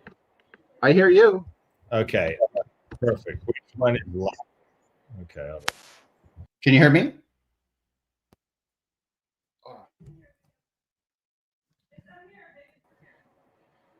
Okay, can you hear me now? I can hear you, but I see your face twice. There we go. Now much better. Okay. Okay, so sorry about that, boy. That's what happens when we're live, pal. Yeah, if this happened again, just carry on. Yeah, okay. What was I saying? Sami Zayn. Do you remember Zack Ryder at that TLC match? I think it was actually 10 years ago. He ended up winning the Intercontinental belt. At WrestleMania? Yes, and then he lost it the next night on Raw to Kevin The Miz. Yes, I do recall. Okay, so this is what I'm projecting. They will give it to Sami Zayn, a cheap pop in Saudi Arabia, and then the next week lose it on Raw to Solo Sikoa or whatever. That's what you're predicting. That's what I predict. Since the summer, Sami Zayn was going to win the Royal Rumble. Okay, now that I just saw this being advertised, to me, it's so obvious. Usually, you don't win in your home country. You always lose, right? Yeah. But he's wrestling tomorrow. It's coming to Montreal. Cheap pop in Montreal to win. And then it's going to Saudi Arabia. He's of that descent. The city's going to explode if he wins, right? It's not going to explode if Goldust comes back and wins it. So let's give it to Sami Zayn. Make that cheap pop party, like as if it's soccer, FIFA. We're going to party, people climbing street lights. And then the next week, we tear you down and we give the belt to someone else. So what you're saying is it's all done just for the Saudis. Of course, cheap pop. Just like bringing in these Hollywood talent people. That's all it is, man. That would be devastating if that happens. Well, I'm a smart guy, Amir. No, I understand. I mean, you and I have talked to Uncle Paul about you possibly being part of the writing team. No chance. But you can't afford the fee. No chance. So. Nothing makes sense. Nothing. Now, I have another little discussion, but we can talk about the Royal Rumble after. It's because next Friday, SmackDown is here in Montreal. And then on Saturday is Saturday night's main event in Montreal. Okay. So I found a stack of money laying on my thing here. I said, let me just see how much tickets are going for. The cheapest ticket on the upper bowl is $207. Wow. And if you want floor seats, it's $1,400.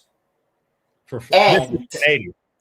And you can't just go to one show. You have to buy tickets for both shows. User. So I said, forget it. You're not getting my money. I would hope you're not giving them money, even if you're cheap. No, I'm not going. Look, you know how much money I spent in Calgary? And look what I did in Calgary. Yeah. Yeah. You don't want to be spending that kind of money for some ridiculous one show, especially a modern day WWE event. Please. No. So, yeah, it's kind of. But, okay, let's just say that Sami Zayn does work. Boy, I hit a soft spot with you on this one, Amir. Sorry to bring it to you. No, you've rattled my case. So there's no listen. There's no concrete evidence. That's just my theory. I'm gonna go down with what I I'm not a bandwagoner. I said since summer he was gonna win, and I'm gonna stick to it. But I just found another loophole of how they're gonna do it. Because give him the belt. If he wins the Royal Rumble, there's no title change, right? So at least give him the title and celebrate and let's go nuts and the fake celebrations. Let me kiss my wife and champagne bottles. And then they already have it scripted for next week to make you lose the belt. Just like they did to Jey Uso or Jim, whatever, Mr. Yeet. Wins the belt, right? Wins the belt, takes a picture with Triple H, does the finger pointing picture, right? Yeah. And then loses the belt next week or 2 weeks later. Well, thankfully, he's been relegated back to the tag team division where he belongs. But that's WWE admitting, oh shit, we screwed up. This didn't work. So let's be back with your brother.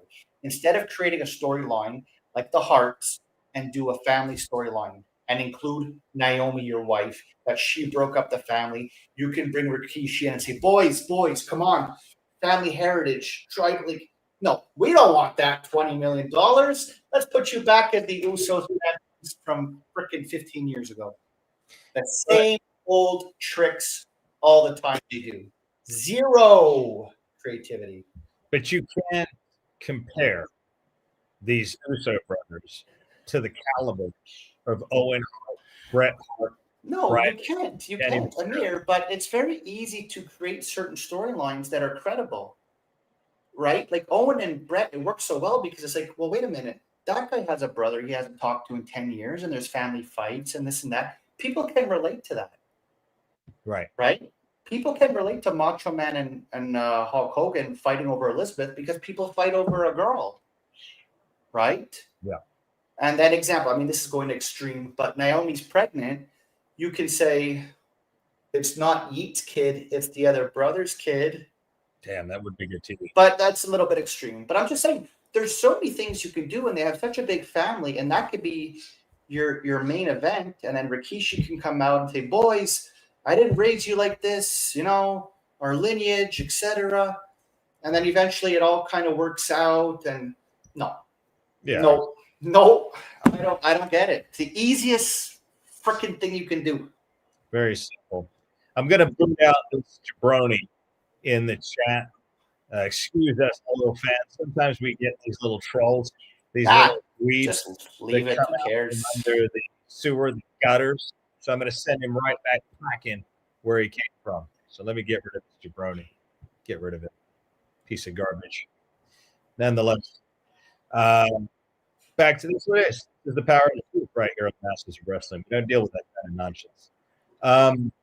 Coming back to the Royal Rumble, this hype and everything you got going on. This is I was like, send him packing. I did send him packing. I know.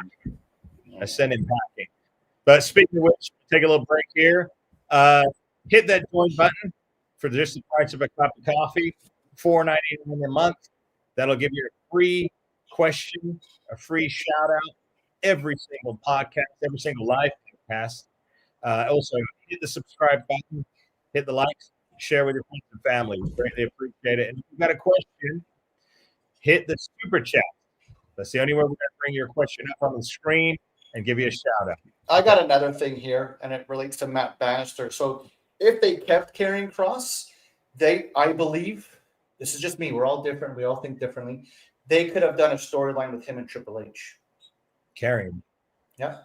Now, Triple H doesn't get in the ring, but Triple H could have been an on-character persona and just having heat with Karrion Kross. Yeah. And they can bicker back and forth.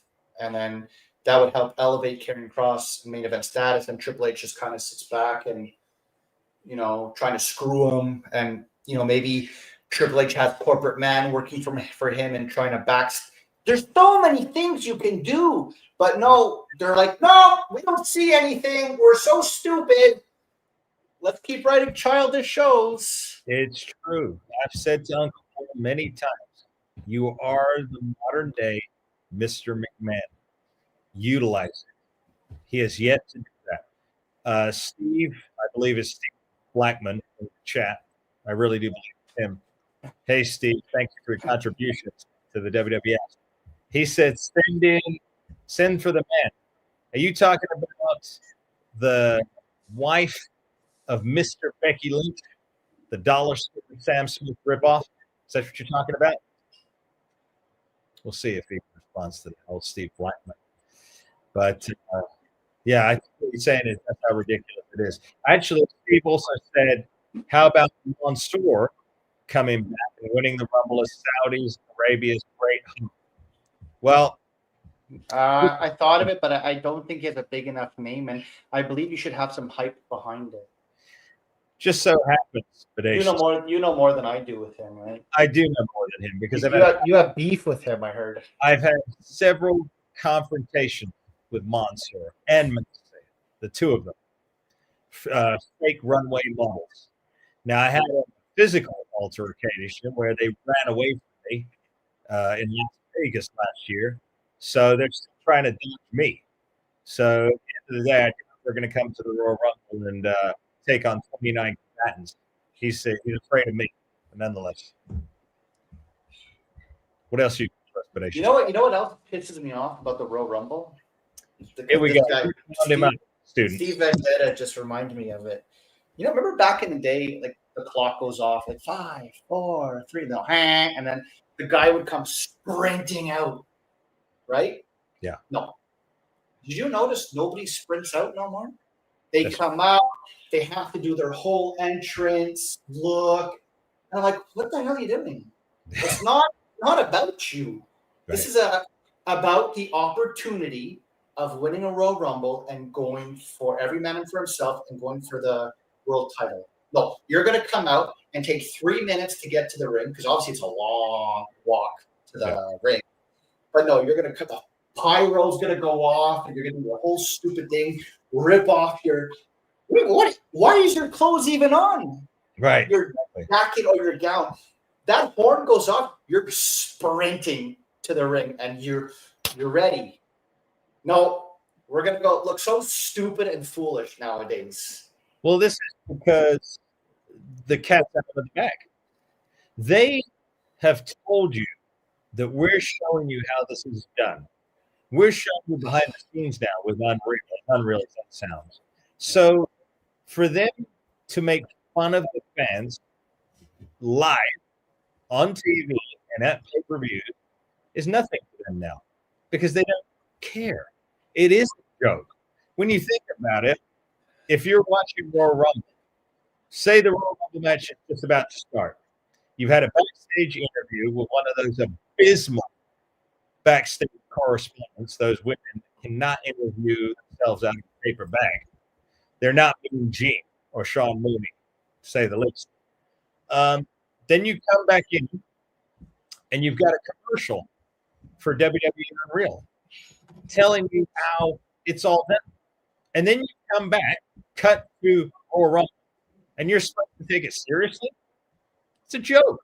I don't know whose idea that was. I'd love to know the idea of why to do that. You completely just killed why the magic tricks are done. You could have it. Let's say this. You could have it in the background. You could have Unreal like Wrestling with Shadows. That was on there. Okay. You could yeah, but hang on. A lot of shit wasn't exposed yet. Right. And Bret Hart was kind of handcuffed because he's like, well, wait a minute. How do I tell my story now? Yeah. I can't expose the business. So he tried to go through Dave Meltzer to at least tell his story. Right? Because if he goes on Fox News and it's like, well, I never tapped out and they did this, you're exposing the business. Mm-hmm. Nothing was really shown on that documentary until the bell rang, but we didn't know. Vince said, ring the effing bell. We didn't know. That wasn't even on the documentary. So, but at the same time, you see what I'm saying? You could have it existing in an alternate universe, which is Netflix. You don't have to advertise. Keep talking to the fans. I have something I want to show you. It's been bothering me for a couple of days. Okay. My wife's probably watching. She's gonna give me shit for this, but I'm gonna show you something. Keep going. All right, go ahead. He's gonna get beat after student, but you don't advertise your show closing the business while your actual show is going on. It's like watching if you were watching a TV show. Let's pick my old favorite, Stranger Things. And then I'm watching an episode, and right before the end of the episode, a commercial cuts in telling me watch the behind the scenes of Stranger Things while I'm watching that episode. That is ridiculous. Karen. Okay, Steve Vendetta. I'm going to go even deeper than that. I think you have to go to Royal Rumble 1995. Royal Rumble. Owen Hart never got eliminated. He never got eliminated? No. He got attacked by Bret Hart. That's true. And then Bret Hart came out again, I think, to attack Bob Backlund, I think. But Owen never got eliminated. You know what? But good call on 2013. But I'm going to even go back like almost 20 years before that. You know what you're doing, Spacious Club. You know what you're doing, Steve Blackman. You guys are impressive because you're taking me back to the good old days, and I have to pinch myself and realize that we're in the crap old days right now. Yeah. So, I just want to show you something that's I have here. So I don't know how to do this, but I have here like an autograph with me and the Hitman and my wife. Okay. Oh, yes. I don't know how well you can see the signature, but you see there's a signature there, right? Yes, we do. Okay. 1 second. Okay. Patience, students, patience. As we reveal what a true champion is. I have another one here. Okay. But Bret Hart put a heart on it. Okay. Why? Pray tell why. I don't know. I noticed that. I don't have any of that. I mean, I have a lot with me and him, and he didn't put a heart, but all of a sudden my wife's in the picture, and he puts a heart beside it. Wait a minute, gracious wife. Are you trying to say? I don't know.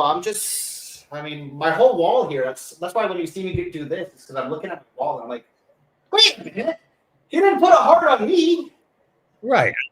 I don't know. I mean, hey, we can. Hey, Amir, if the Ultimate Warrior put a heart on your autograph, wouldn't you feel like $1 million?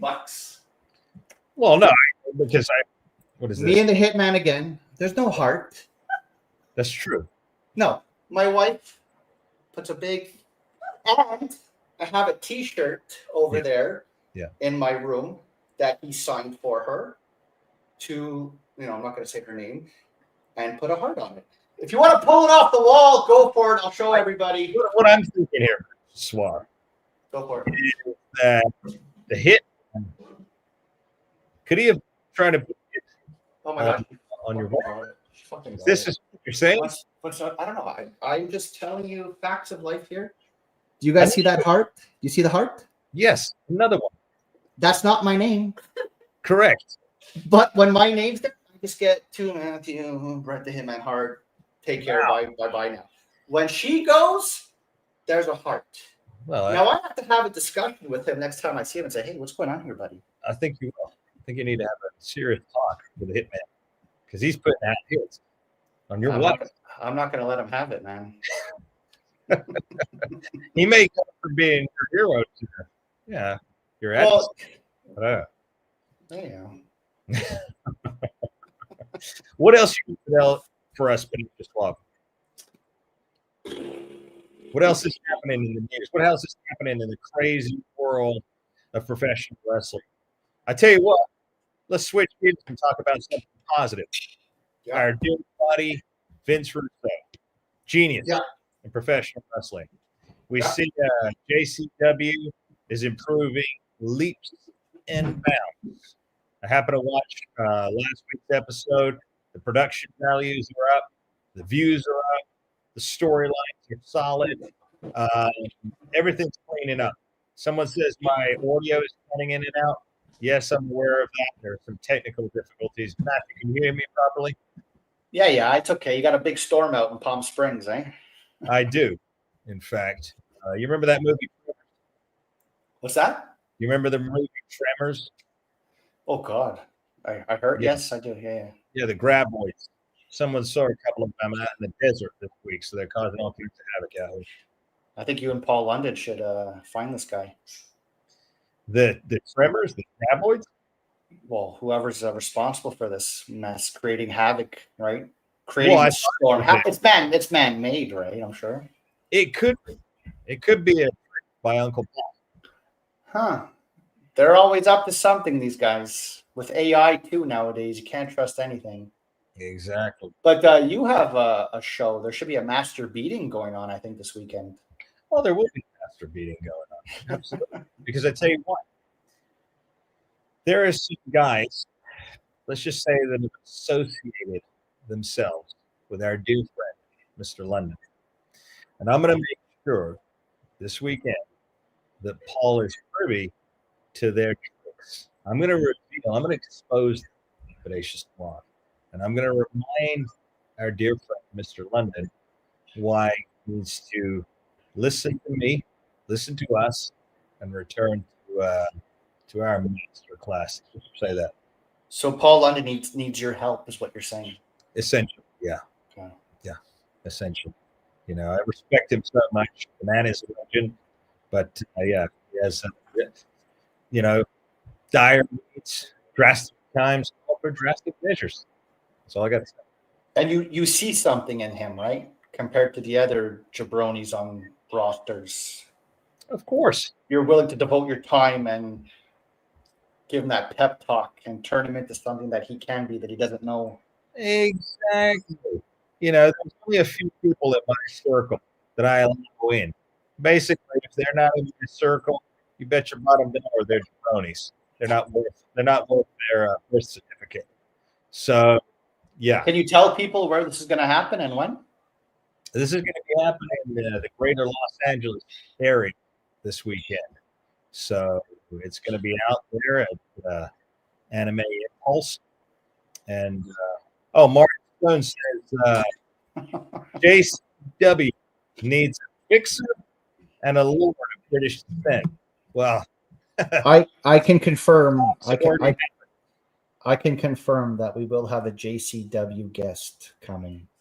Oh, I got the confirmation this afternoon, so I'll talk to you. Wow, that's right. I don't want it to be next week because I might not be here next week. So I may not. So I said, so I said, do you want to do it the week after? And I'm waiting for a response. But if I feel pretty good from the chemotherapy next week, I'll see if next Thursday they will come on. But as for right now, I'm aiming for the week after, and I'm waiting for a response. Okay. Samoa Muchman, send me an email. I don't want to divulge too much information here on the podcast, with trolls and all that. So send me an email, themanifest Masters of Wrestling podcast at gmail.com. And I will bring your 8x10s, Master. Looks like you might be selling one. Speaking of 8x10s, if you want to get your hands on this beautiful, beautiful representation of the Master Amir, future star of one of the big companies, or a few of the big companies in the world of professional wrestling, you can purchase those at $25, including shipping and handling. All you got to do, send me an email, leave a comment, hit your super chat, and it'll be mailed out to you. How much airbrushing did you have to do for that photo? Zero. Zero. That 10 has been gloriously gifted to me by the California stuff. Yep. That's right. No you should be running for governor. That's on my agenda. Okay. It's on my agenda of things to do. I can become governor, but I can't become president. Sadly, for all of you, but I can become governor. Start with that. I could start with that. I could migrate to Canada.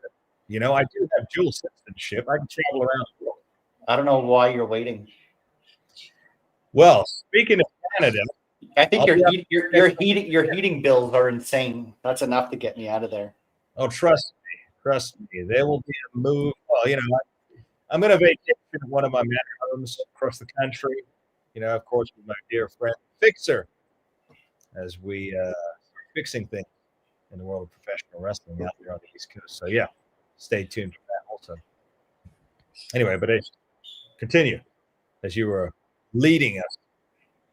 Oh, go continue on JCW. I was just confirming that we're going to have a JCW talent most likely coming on, possibly next week, but most likely the week after.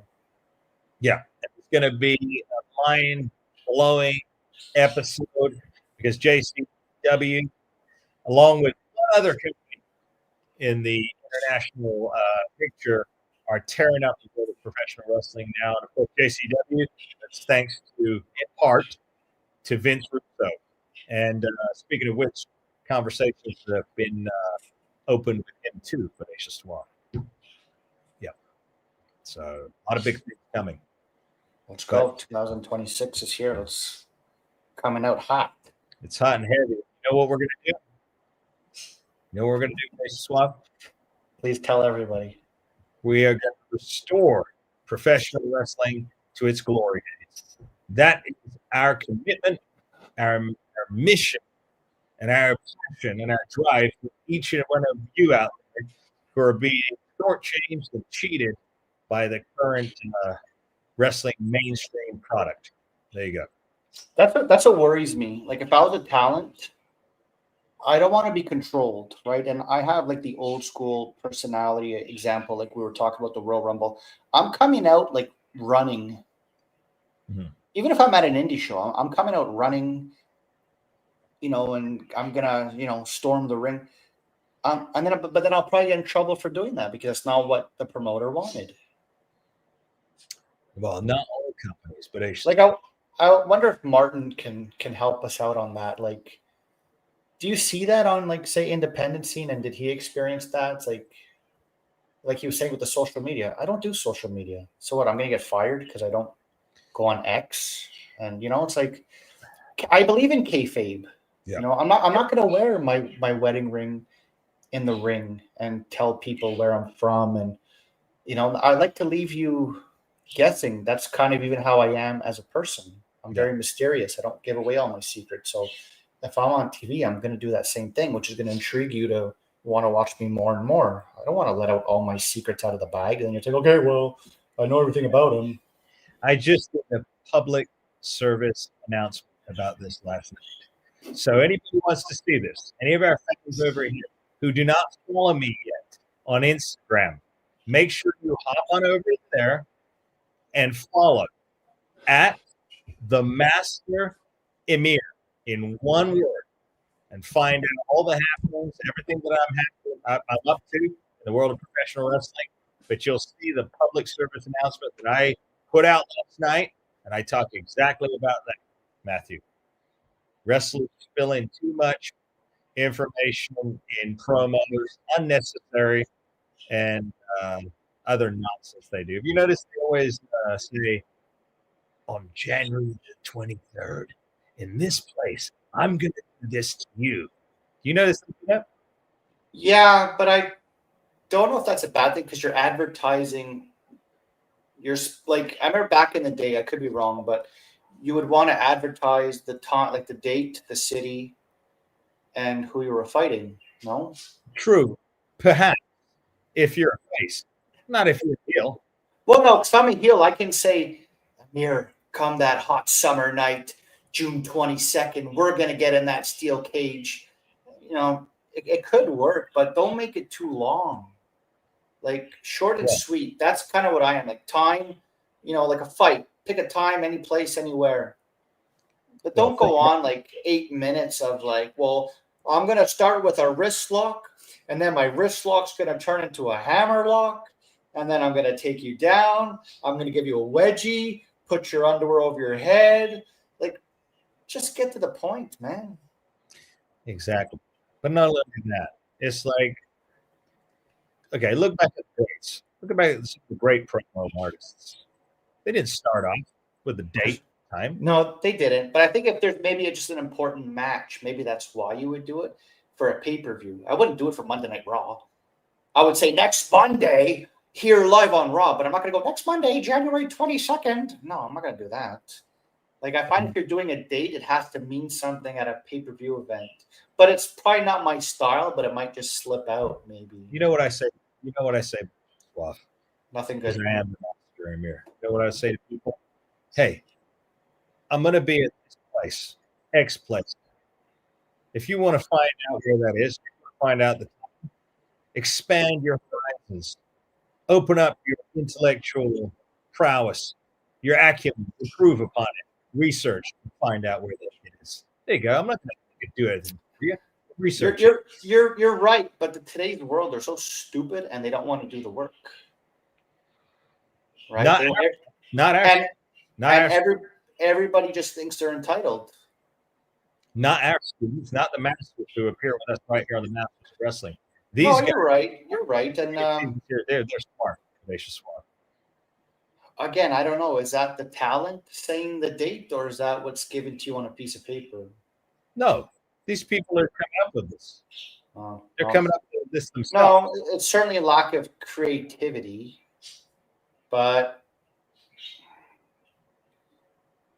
yeah, it's kind of something that I'm not crazy about, but I can see it. And listen, true talent who are really good on the microphone, like Chris Jericho and all that, and yourself, with your writing skills, you know how to make the promo count. Yeah. We got jabroni in the chat. You see that? See that jabroni right there? Go razzle a bear. Yeah. This guy. And he calls himself, you see what he calls himself? He doesn't say he's not worth saying his name, but you see what he calls himself? Audacious Swap. Yeah. Whatever. It's okay. Let him sit there. It's all good. Don't worry about it, man. Yeah, I'm not worried. I'm just, I think it's comical, Yeah. Anyway, continue, Audacious Swap. Yeah. So everyone has their own styles and what they're comfortable with. And maybe that's an extra 2 seconds of something they can spurt out when you're given 40 seconds. I don't know. Talking and cutting promos is not everyone's forte. It's not an easy skill to acquire. Well, you know what? Audacious Swap? It should be. You're entering professional wrestling. This is not acrobatics. This is not gymnast. This is not Cirque du Soleil. This is professional wrestling. You need to be able to talk. Period. I rest my case. No, you're right. I'm just wondering because there are some wrestlers out there that are just kind of have dry personality, right? And it doesn't come off good. Like, I'm not talking about myself or anything. I'm a very shy person, believe it or not. You're a genius, Audacious Swap. You're not. No, I know, but I'm not one to put myself out there in attention and talk in front of crowds. But with my job position, I kind of learned that where I had no choice with all these meetings and I played sports all my life, so I learned from that. I watched wrestling, so I learned how to do it, and I got my reps in with being in big meetings with my bosses and this and that and whatever. But naturally, I'm not like that. And like 10 years ago, I was very like shy and quiet. So wrestlers too, sometimes they're just very standoffish, and it's nothing against them. It's just their personality, and it's hard for them to come out and express themselves through words, but they're very comfortable in the ring. And like I played baseball all my life. That was my comfort zone when I was a pitcher on the pitching mound. It was like, I don't care who you are. You're in my house, you're dead meat. And that's where I excelled. But I wasn't a talker. I wasn't good with ladies and girls and this and that. That was my comfort zone. As I get older now, I'm more relaxed and whatever, and I can learn how to speak, and I'm not shy to talk in front of a crowd. But promos, I would certainly need to maybe wear glasses because I know my eyes shift around a lot and it's hard for me. I'm just giving people like that are not as talented as you cutting a promo and you're good on the camera. I'm trying to defend the people that have trouble expressing themselves. But here's what I got to say, Bodacious. You're going to get me to sign up to your freaking class? Is that what you're going to do to me now? Exactly. Well, you better give me a $10. I'll give me a 10% discount at least, you cheapie. Yes, there'll be some discounts. But at the end of the day, think about Vince McMahon. Let's look for a moment. Yeah. The entire cast of Vince McMahon's WWF in 1990 and 1991. Vince made the guys who were afraid to speak. He put the camera on them and he made them talk. Even if they were afraid, they were timid, he forced them to do it. Yes. Right. But you weren't pushed up the card if you weren't a 10 on 10. But he did not go soft on some of these guys. Oh, sorry, Mr. McMahon. I can't cut a promo. Please don't put me on camera. No, you can't do that. You can't do that. You're fired. But here, I got an example I just thought of right now. Steve Blackman, where are you? I don't mean to be crapping on you, but he didn't have any personality. Darn it. You tell us Blackman, he didn't have any personality. He's in our chats. Well, that's because I have big balls, and I'm not scared to say it. So I'll take one for the team if I have to get my ass kicked. You know what? Students, that's a man right there. He said what he believes, and he's going to, whatever the consequences are, he's going. That's what I'm talking about. We need more characters like that Bodacious Suave who are not afraid, who say what they feel within reason, as long as it's based in truth. Boom. And then you get professional wrestling back to the glory days. That's what happens. Not to kowtow and to sympathize with people and hit them on the head and say, it's okay, little Jimmy. It's okay, little Jimmy. You don't have to cut a good promo. You don't even have to cut a promo. It's okay, Jimmy. It's not called pro wrestling. It's called Cirque du Soleil. Yeah.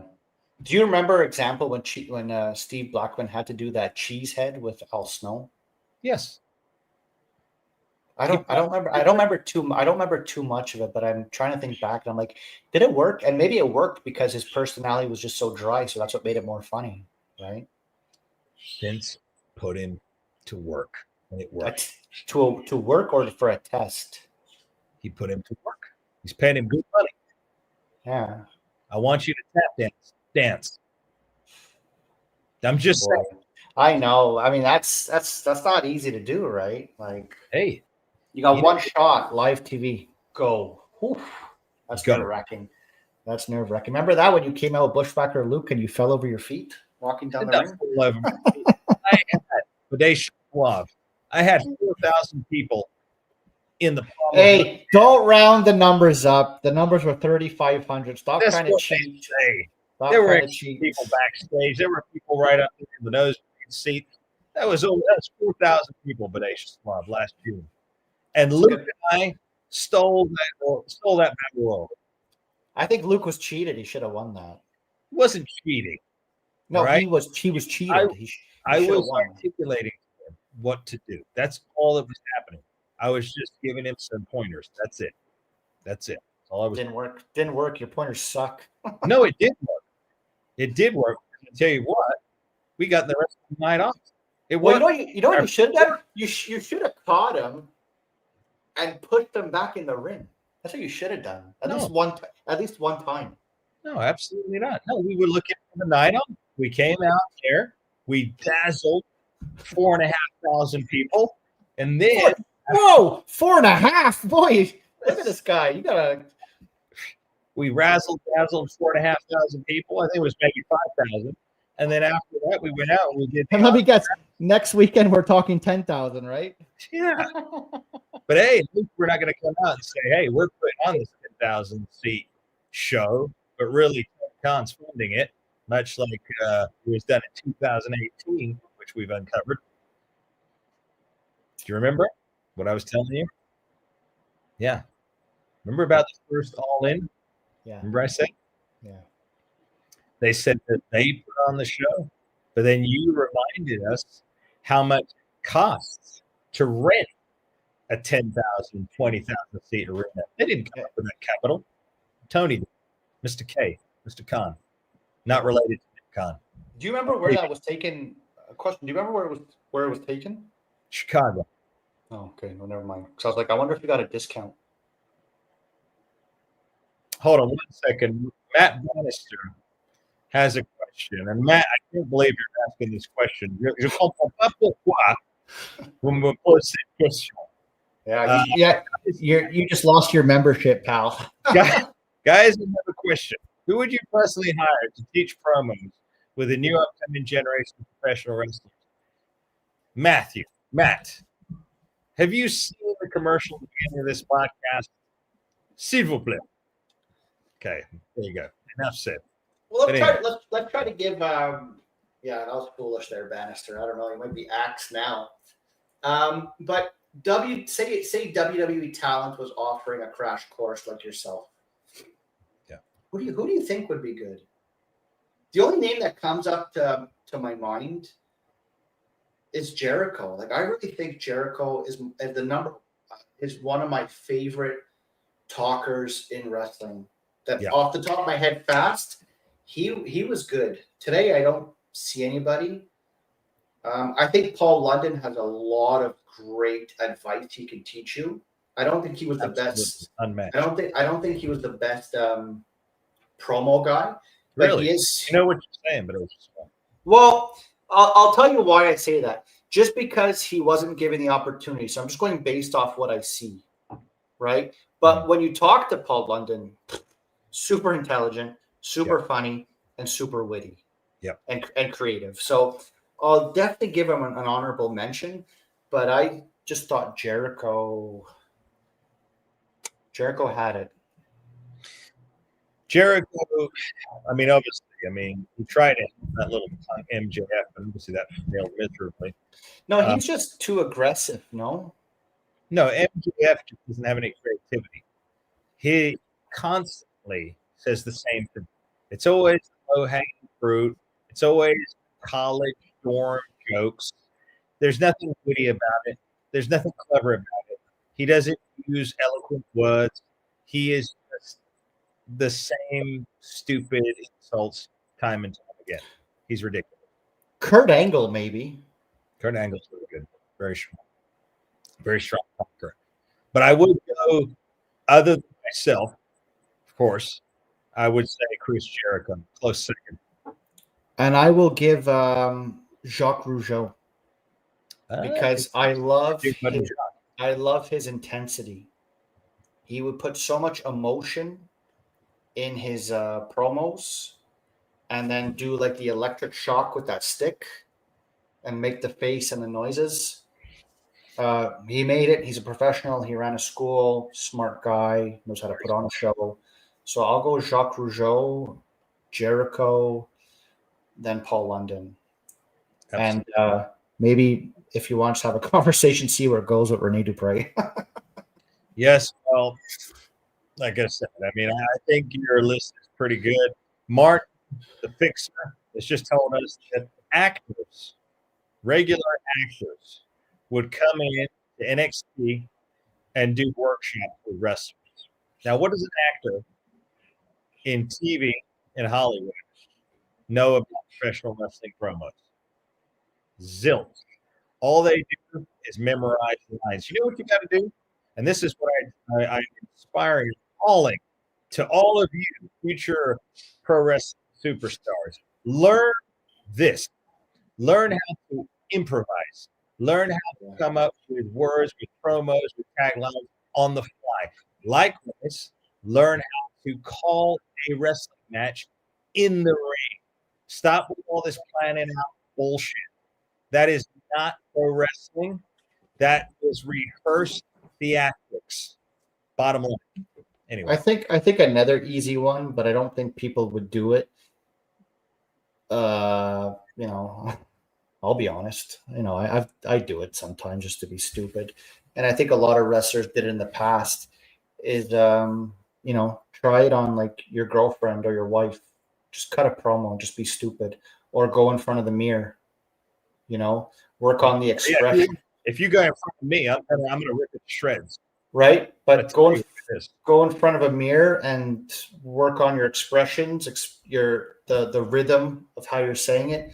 Because I find today's generation is they're reading off a paper and they just talk like this. So come January 27th, I'm gonna beat you up. Like what? Like no, like put some intensity in it. It's just like and lift a finger. Where's your story? Why are you saying this in the first place? What's your life? Is your whole life just thinking about this match? Where's the story? Where can you tie real life to this feud? Tell me something different. Don't stand out. Yeah. Stand out. Don't think of that. Say, okay, well, example, there might be 12 wrestlers on this card. Well, when they go home, how are they going to remember me? You know, it might be something as your hairstyle differently. You have pink in your hair, your tights. Like that's ways to stand out. There's little tricks. That's another problem. Stop worrying about everybody else. Worry about yourself. Worry about what you are doing. You're dead on, Amir, but it's such, and Martin, if you can please, it's such a cruel and harsh business. It's kind of hard not to watch the guy beside you. No, it's not very easy, but it's suave. Very easy. Martin, help us out because we're gonna get to a freaking fist fight here, and I'm gonna smash through this computer. Martin. I'm seeing you looking over your shoulder, checking me out, my bicep curls. I'm like, man, how am I going to beat this guy in the ring? He's going to take me down. And I don't think that. In fact, I was just at the gym last night, At the girls' gym? As Hogan would say, hanging and banging. I was ripping out 600 pounds, seriously, on a shoulder press. And I was just thinking, it's just me. There's only one person here. It's me. Yeah, but you're right. You're right, Amir. But put yourself in a locker room with talent when you guys are all chasing the same goal. Yeah, I'm there by myself. Unless I'm in there with the guy I'm in the ring with, that's the only other guy in the room and the referee. Okay, I'm blinder. You have a great attitude. You do. You're a 1 in a million. Uncle Paul taught you well. He did teach me. Yes. I'll be honest, I'm going to kind of be sneaking a peek here and say, damn, like that guy's pretty good. Like I got to work on my timing or something. Like you try to take something from everyone and learn in a positive way. Audacious suave.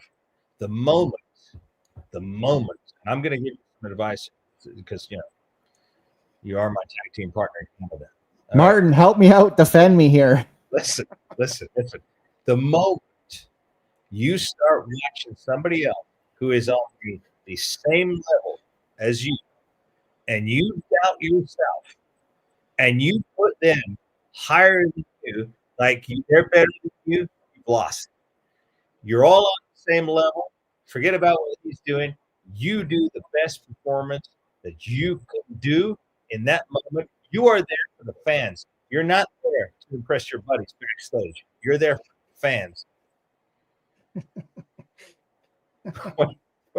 What is this? Nothing. Steve Blackman has got one. But you're right. But wrestling's also, don't forget, it's a very insecure business. Then get secure. Come on. Wow. Okay, you know what? I think you got me. I think I have to take one of your courses here because I guess I'm just beating myself up here. I live in reality, damn it. It's like, it's like, oh, damn. Reality. That guy's tanned better than me. Oh, damn, his chest is bigger than me. Oh my god, his Don't arm locks are pretty Look.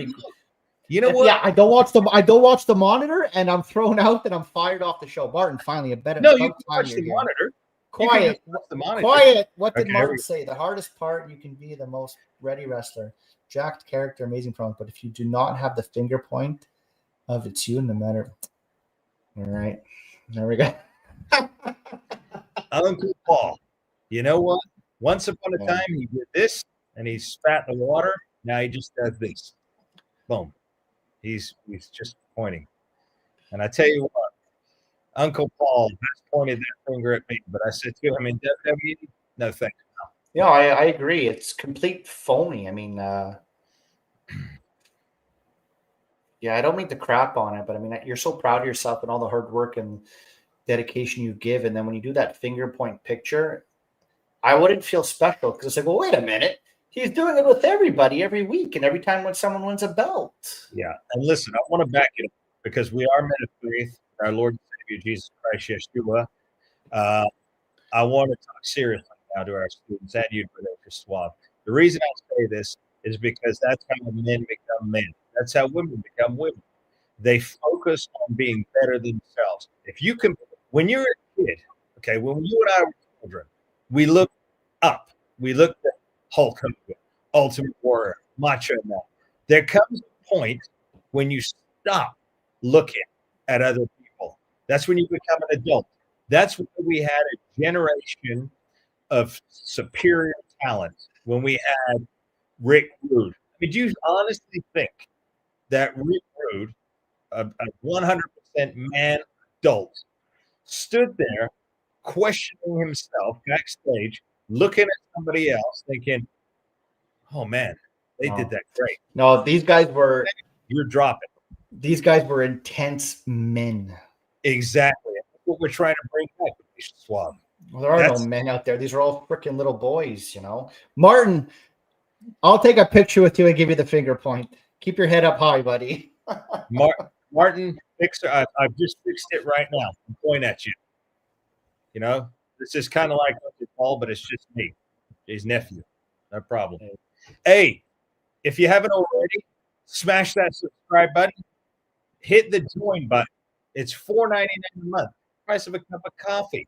What are you waiting for? The join button is right there. It'll give you a free shout out, free question, every live stream. And hey, join the party. We're going to be here for a few, like another 10 minutes. Hit the super chats. Tell us what's on your mind. Tell us what you're thinking. What would you like for us to discuss? That's why we're here. Martin just said something, and that's great. And that just shows to me, and I could be wrong, and Martin, you can comment again, but mental toughness. That shows how locked in and driven you were. If you weren't focusing on other people, I mean, which I think it's just normal too, right? You can go to a gym and sometimes just look at it. But I'll take an example. I'm not saying me or you. I'm not saying that at all. I'm saying it in general. I'm just using the gym because we're men here and whatever. Yeah. But it's possible you could size a guy up and say, damn, I wish I could do that on my best day and whatever. But if Martin, because look, he made it. So usually the people that make it, you can see the mental toughness. If look at our good friend. He is a fixer. He fixed it. He had his eye on the prize. Look at the Ultimate Warrior. Do you think he gave a crap? No. But that's what I'm saying. Those most likely are the people that are going to make it. That's what's going to stand out. Exactly. You already going in with the mindset of, this is my competition. They have no chance. Not even that. You're just going in thinking, I'm here to serve the promoter and those fans. And okay, if I'm already a talent, yeah, I'm talking about, say, if I was there for a tryout, I would, you're kind of there to try out. Have confidence in you. Forget about everybody else. Do the best you can do. When you go to the gym, when I go to the gym, I'm there to compete against me. I don't care what's going on around me. I trained for a year and a half in my personal gym. after the the lockdown thing, and I put on, I don't know how much size, but I advanced a lot because I was just focused on being better than I was yesterday, and that's the key. That's where these guys are failing. They're not focusing enough on being better than they were yesterday. So how come when we go to the gym, you're always intimidated by me? Ladies, gentlemen, students, Bodacious Squad is confusing somebody. Another guy who tries to imitate me at the gym, same haircut, he dresses the same as me. I think he even had plastic surgery to try to look at me, but nonetheless, I think you're confusing him with him. Yes, it's not me, but nonetheless. What else you got for us, Bodacious Squad? We've got a little bit of time left. We've got about 5 minutes left. Yeah, I don't know. Clock's ticking here. Finish us off strong there, buddy. What was that? Finish us off strong over there. Well, I don't know. We just basically blitzkrieg everything in the world of professional wrestling. We gave students our advice. We offered them to join us, hit the join button for just $4.99 a month. We offered them to chime in, to hit a super chat and become part of the conversation. So you got 5 minutes left. Oh, speaking of which, Warrior. So someone brought up Warrior. Yeah. So tomorrow, Bodacious Squad, I forgot to tell you this, but we're going to be recording the very first episode of the Ultimate Truth podcast. And guess what, Bodacious Squad? We have 2 people that worked with and for the Ultimate Warrior, revealing ultimate truth. It will premiere tomorrow right here on the Masters of Wrestling. Is that Red Fox? Red Fox will be joining us. He is one of those individuals. Of course, and he is Tavares. Yeah, and then we have the ultimate source, Mike Tavares. Nice. Yep, absolutely. So we got that coming up tomorrow. And then I know we've got some next week we have Martin coming back on. He's going to be joining me live while you are doing your Yeah, thanks, Martin, for giving me a break here. I have to go for chemo, so sorry. No pressure, though. Don't worry. Yeah, I told you what to do. Just make fun of Amir for 2 hours. Absolutely not. Martin, Bodacious, something that you need to learn about becoming a team with me. But he'll be here. We've got guests. I know in the next few weeks we will have Jason Sensation. He will be coming on with us. We're still waiting on Kumar. The rearrangement schedule with Luke Bushwhacker. Martin's working on some guys with us. We got JCW Star coming on. This is where it's at, ladies and gentlemen. Hit that subscribe button. This is it. The Masters of Wrestling. Can't get any higher than this. I think we're a damn good podcast. There's nobody in our way. I'm not scared of no other show. There you go. You want to be entertained and see big shoulders? My shoulders, Amir, not yours.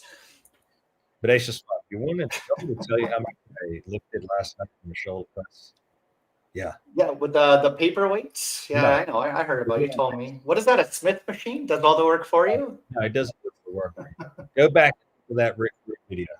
That's all I got to say. Did you cross your eyes? I had to because of this pure force that I exerted. Yeah. That's what it's about. You know what? You know why I did that as well? Because it was me against me. That's truth. Rocky Balboa comes. It's you against me.